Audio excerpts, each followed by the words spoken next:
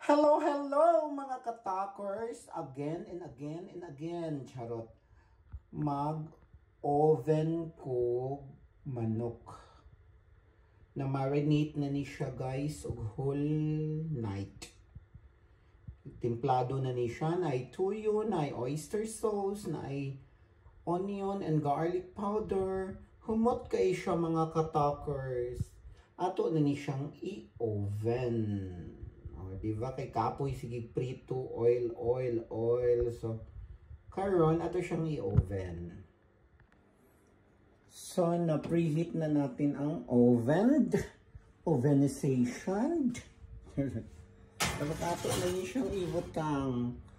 Let's say mga 1 hour. I-check Republic na to after 1 hour. Okay! See you mga katakers!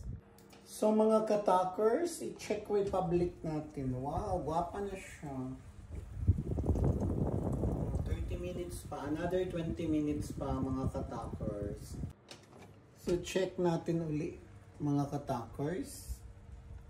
Guwapa na kayo siya mga katakers.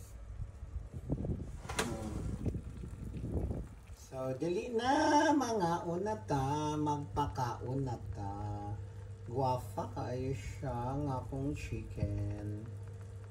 So, dali na mga katakers, mga unata.